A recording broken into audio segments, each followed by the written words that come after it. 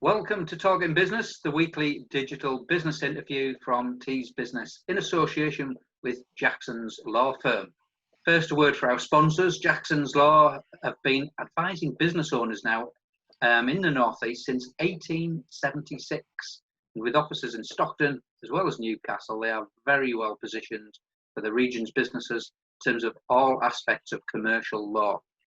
Now, this week we're joined by another well-known face from the Tees region's business scene, but I think he'll forgive me for saying that his name is rather better known than his face.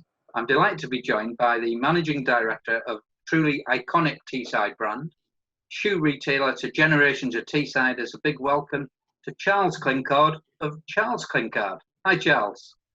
Hi, Dave. Hello.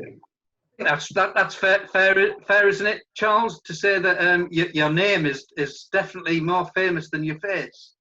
Yes, probably not a bad thing. Well, it's an iconic brand, and that you must be so proud of that brand name to have it. You know, there's nobody on Teesside that doesn't know that name. Yeah, I'm very proud of it, and I'm certainly proud to be on Teesside and have our roots on Teesside. And the fact that we're still here 96 years in, I think it is. So we're very fortunate that we've got a lot of loyal customers on Teesside who support us. Yeah, amazing. I mean, I'd say you're probably not a true Teessider if you haven't had a pair of shoes from Charles Clinkard at some point. You know, everyone remembers getting shoes fitted at Clinks as a kid. You're an iconic Teesside brand and a family firm too, of course. So tell us a little bit about the history, because I believe it's your grandparents that actually started the business way back in 1924. That's right. Charles and Evelyn. Charles was injured in the Battle of the Somme in the First World War in 1916, and he came back from that and recuperated for a number of years. And they were deciding what to do, and I think they had some savings of their own.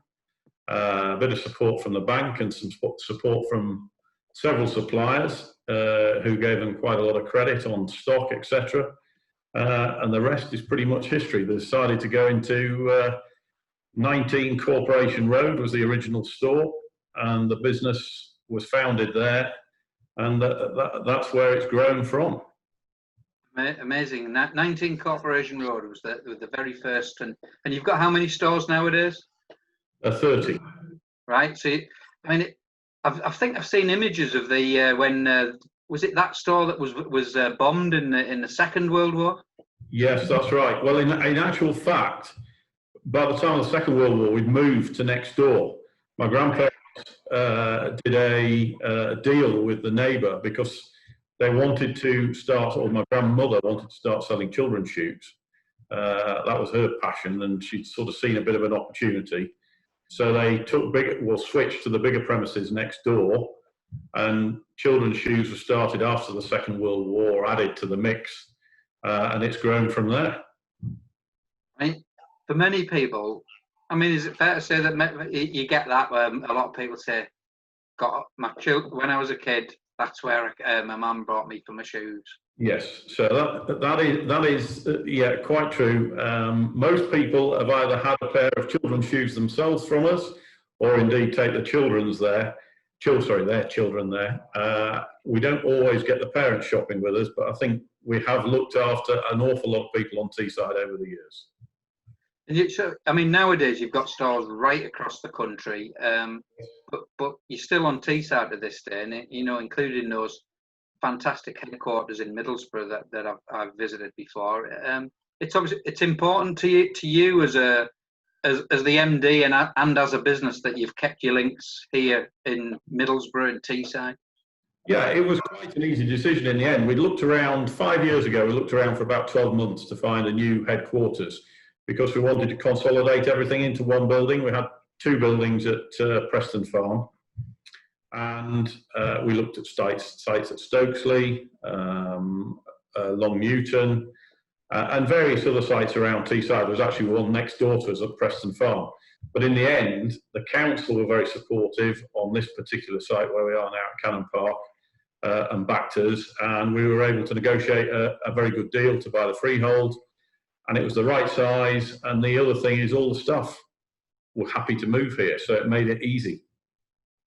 Brilliant, yeah. I mean, it's great headquarters as well. And now, I mean, we talk about the history of Charles Clinkard, but let's also talk about the present day, because you've just had this fantastic accolade from the readers of the consumer magazine Which, voting for Charles Clinkard as the UK's best footwear retailer. I mean, that's quite an accolade, isn't it? You know, you must have been delighted personally.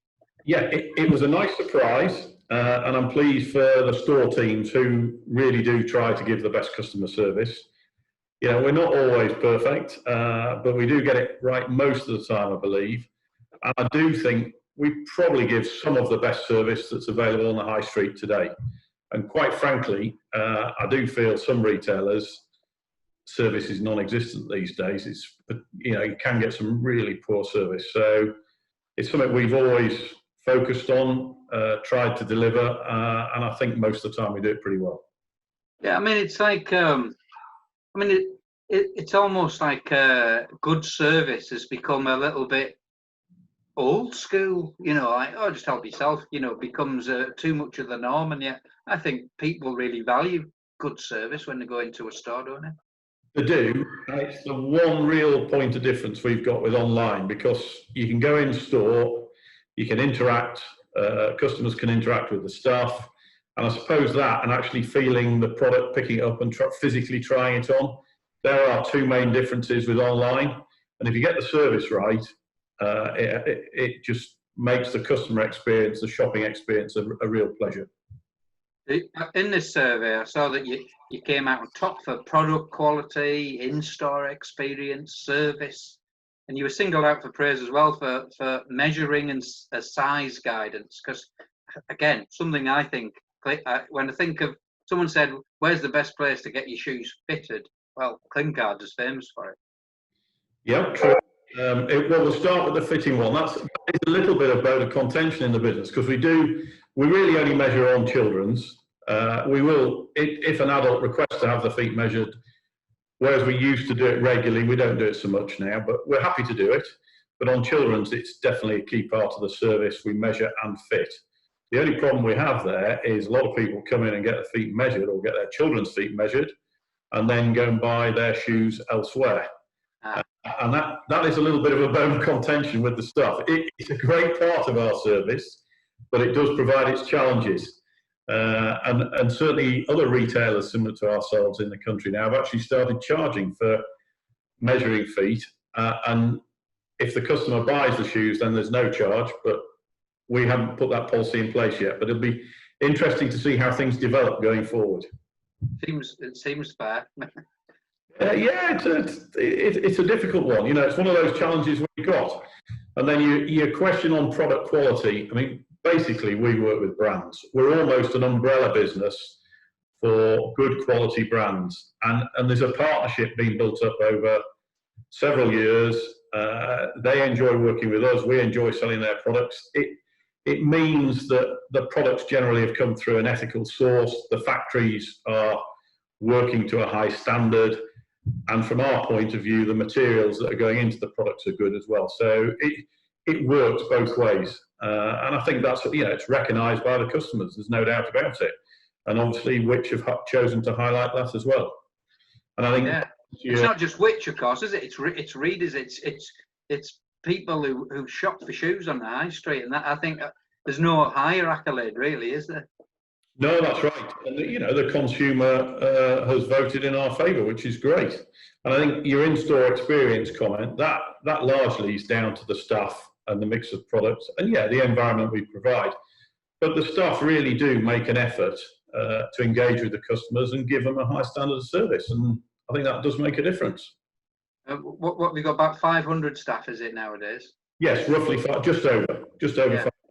Yeah, and I mean, obviously that's all over the country, not just Teesside, of course. But I guess you've got. I mean, I always get the impression when I come into Clinkard that yes, there's always some new starters, but there's some people that that know the business inside out, because that's been their career, that's been their life.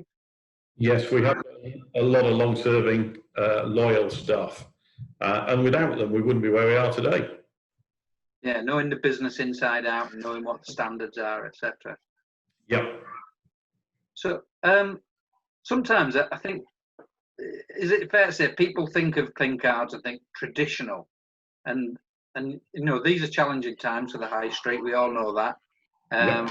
But you're far from old-fashioned. You've moved with the times, and I know you've embraced, for instance, digital. Because I remember you telling me this a while ago. I mean, can you give us a bit of insight into how you've moved with the times in that way?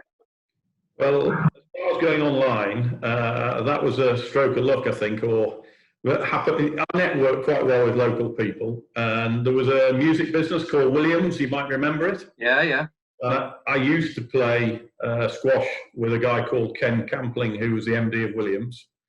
He's now I think he's the chief financial officer at Bannatynes now. But at the time, we were playing squash, and he said to me, he calls me Clink. Why the hell you aren't selling shoes online? I don't know. And this is back in 2003. He was selling over £1 million of musical equipment online back in 2003. And I decided, yeah, it's not a bad idea, this. So I took it to the board. And my uncle in particular wasn't too keen. My father was also not that keen. But fortunately, the non-exec chairman we had at the time, he said, I think there might be something in this.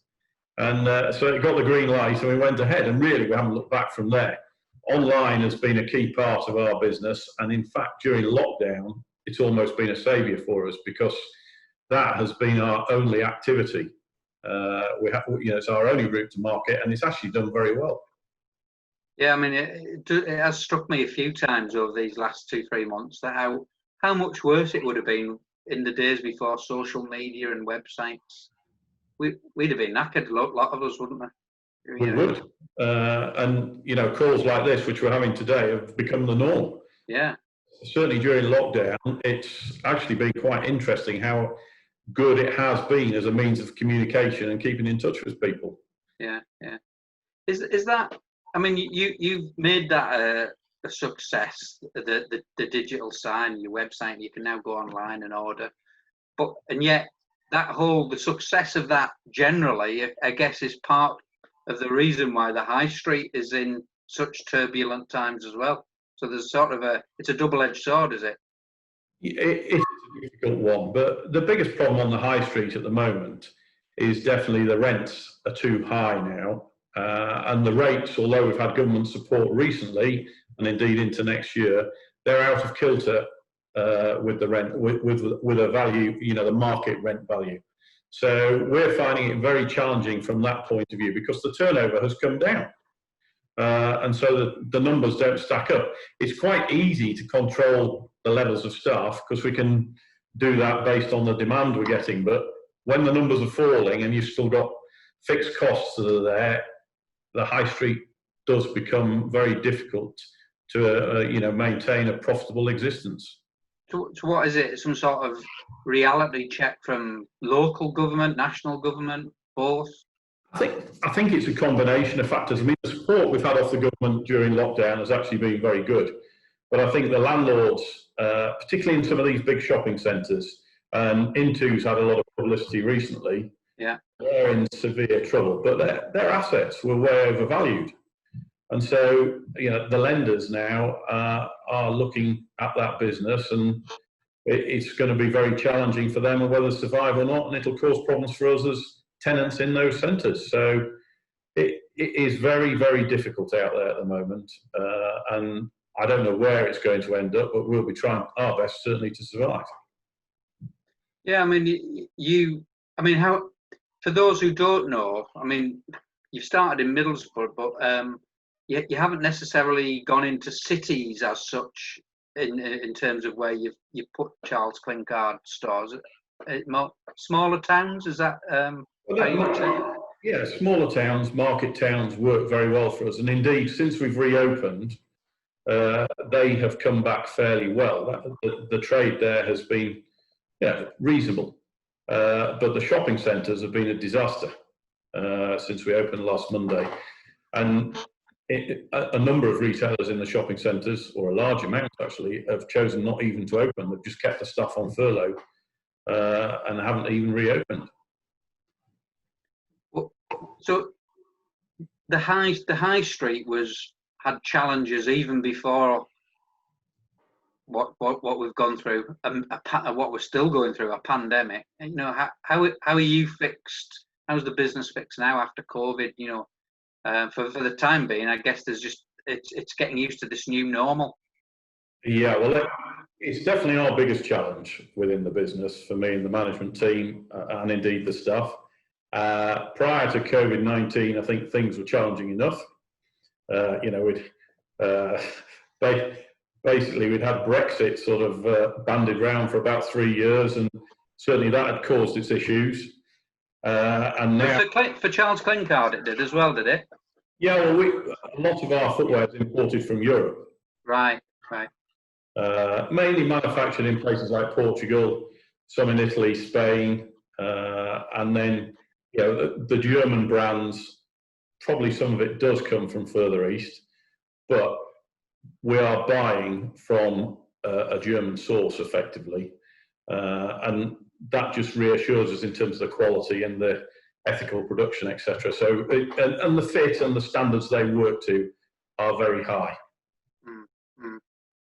So that had a challenge, and then the pandemic's given you this additional challenge that made I mean, what has it doubled? Has it made it twice as hard as it ever did? Well, it's certainly a lot worse.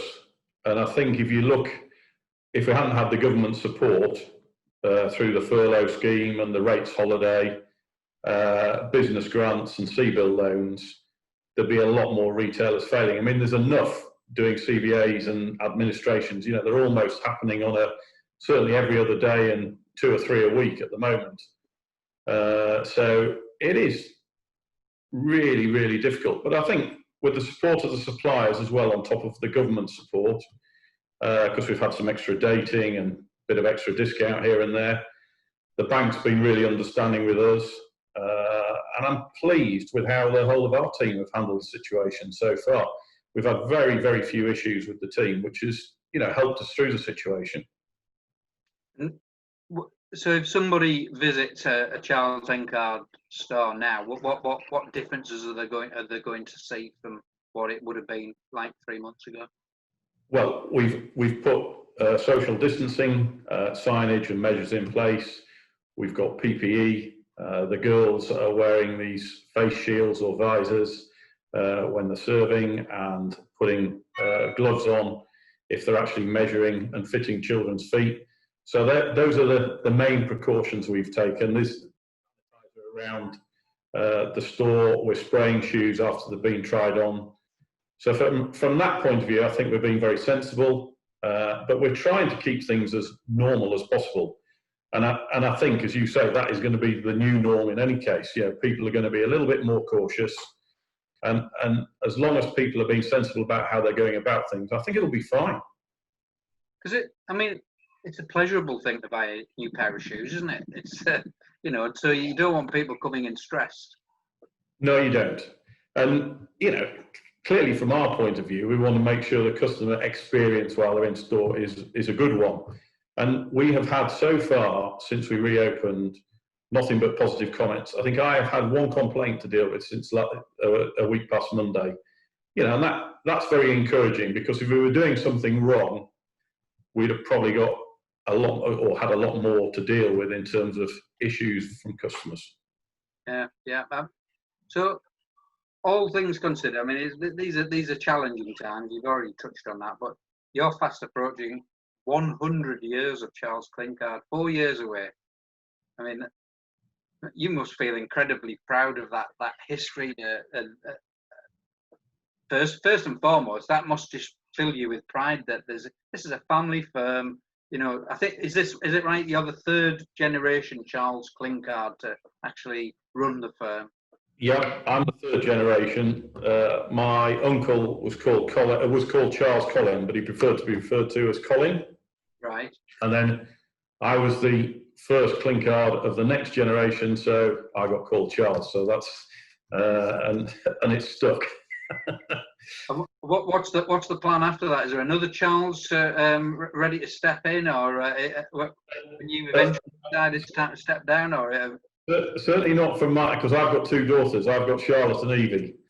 So, and one's at university at the moment, and one's just going into the lower sixth at school. So they're not ready, and I'm not sure what they want to do at the moment. But if we're still here, it may be something they want to consider. But I am not forcing them at all. I'm asking them to go and look at doing other things, because it's right that they get the opportunity to decide what they want to do. You must be, along with that history, I guess, comes a responsibility for to keep the name going and do all you can that your grandfather would have wanted you to do. Yeah, I think they'd be proud of what we've done and where we are. But the reality is, we're all in this together, and some of us will survive and recover, and other businesses, I'm afraid, after COVID, are going to disappear, as we've already seen. I think for me, I'm optimistic that we'll be able to find a way through this, but I'm under no illusion of the challenges that lie ahead. We've got to be realistic. And if we're successful, and I think we start to see things recover globally, I think there'll be some good opportunities for our business and other businesses similar to us, because those that are left will be dealing with probably more customers, because there's a lot of other businesses going to fall by the wayside. And I think one thing for sure is people will still need shoes on their feet, and hopefully plenty of them can be purchased from Clinkards. Yeah, I hope we'll still be needing shoes. Yeah, that would be worrying if we didn't. I mean, really, it's about tackling the uncertain times ahead. I mean, I guess you talk to other retailers. I mean, you're a good friend, aren't you, of Steve Cochran's at Psych? Yes, he's really good. And I know he's spoken about the challenges of reopening. And is it something where you can share and learn that? Absolutely. We have a wholesale business which distributes a couple of brands to other retailers. Some are small, some are large. We distribute around the country. I network very well with all parts of the country and different retailers, and we share information and we learn off each other and we help each other. And I think it's a really good policy to have. None of them we compete directly against, although we're clearly selling the same product and in a similar sphere, but it works well. And I think if we can learn from each other, hopefully it'll help the majority of us get through it. There are going to be one or two that go by the wayside, but that is life, I'm afraid. It sounds to me like you've done all you can to position Charles Clinkard in the best way possible to survive and thrive in these much changed times. Yeah, we're trying very hard. We've got tough decisions to make, but if we can achieve that 100-year milestone you referred to, I will be delighted. I'll be very proud. I think I'll have just about done my innings then as well, because I'm 55 this year. So that means I'll be heading towards 60. So I'll be getting ready to hopefully have some new blood coming in to help take it forward and build from that. And, regardless of that, I think for me, I'm very proud of the team we've got at Clinks and what they've done and helped us to get where we are now. And I'm also very thankful to all the loyal customers and the amazing support they give us, particularly the Teesside ones, because without them, the business wouldn't have even got off the ground. Yeah, I mean, the fact is, it's that iconic name. And if you stopped anybody in the high street and said, right, name 5 high street, 5 brands that you associate with Teesside, almost certainly Charles Clinkard would come up among those 5. Which is good for us. That's great. I'll tell you what, though, when you travel around the country, it's interesting. You get Leeds is a good example where we have done the same exercise, and we're about 3 in 10 will know where we are in Leeds. So I'm very thankful that we've got good penetration on Teesside. It would be nice to replicate it elsewhere, but it's very difficult to do. Yeah, maybe after you've been there 100 years, that you might be getting there. Yes. Charles, listen, I think I speak for everybody on Teesside. We wish you and Charles Clinkard the very best of luck. It's we know these are challenging times, but you know, we value good quality, and you know, I think what a springboard for the next 4 years to be voted by as the nation's best shoe retailer. What an accolade! So congratulations on that again. Thank you. That's all we have time for this week. Again on Talking Business. Thank you to Charles for joining us, providing such a fascinating insight into your career, and very best of luck for the going forward. Thanks again to our sponsors, Jackson's Law Firm, who have been advising business owners and individuals in the North East since 1876. Even longer, even go back even further than Charles Clinkard. Can you believe that? We'll be back next week with more Talking Business, when our guest is former Evening Gazette MD Bob Cuff, who now is part of the team here at Resolution. Join us again then, and in the meantime, for myself, Dave Allan, for my business partner, Martin Walker, the whole Tees Business team, stay safe, stay positive, keep talking up Teesside. Thank you. Thanks, Charles. Thanks, Dave.